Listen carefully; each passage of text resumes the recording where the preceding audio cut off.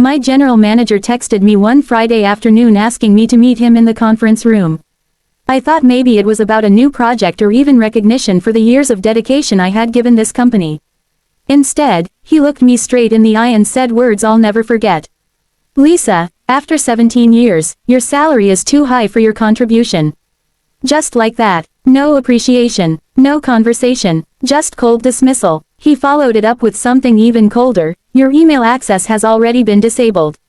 I sat there frozen for a moment, every year of loyalty, late nights, and missed family dinners flashing through my mind. I wanted to scream, to argue, to demand an explanation.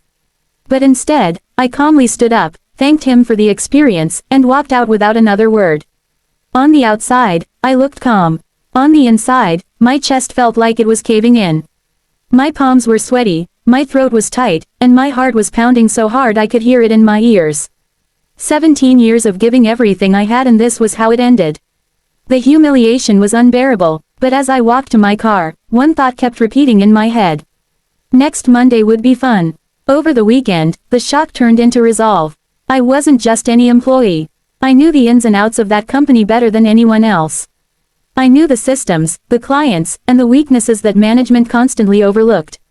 I had been the glue holding so many projects together, the person others turned to when leadership failed. And suddenly, I wasn't powerless anymore. I realized I had something far more valuable than a job. I had leverage. Monday morning came, and while my manager probably thought I'd be home sulking, I was sitting across the table from one of our biggest competitors.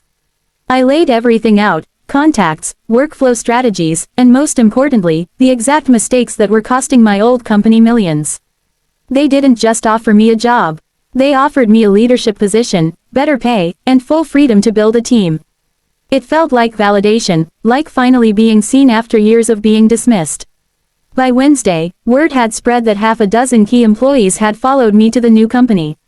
People who had been quietly suffering under that same arrogant management now had the chance to thrive. The competitor's growth skyrocketed within weeks, and my former company started bleeding contracts left and right.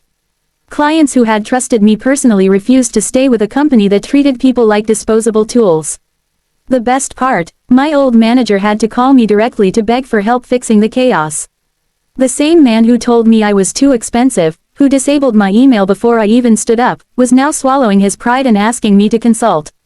And I did agree, but at a rate that made my old salary look like pocket change. Every hour I worked with them was a reminder of the choice they made, and every invoice I sent was a piece of justice served cold. Revenge wasn't about shouting, or slamming doors, or even revenge in the traditional sense. It was about proving my worth, not just to him, but to myself. It was about turning years of disrespect into a future where I was finally respected. And the satisfaction of watching the company that undervalued me struggle while I thrived. That was priceless. So here's the lesson: sometimes the best revenge isn't dramatic. Sometimes it's quiet, calm, and carefully planned. It's walking out with dignity, holding your head high, and building something better with the very skills they dismissed. Karma doesn't always strike like lightning. Sometimes, it's slow, deliberate, and oh so sweet.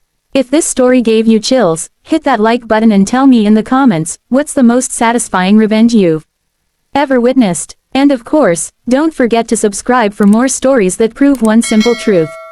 When people underestimate you, they almost always regret it.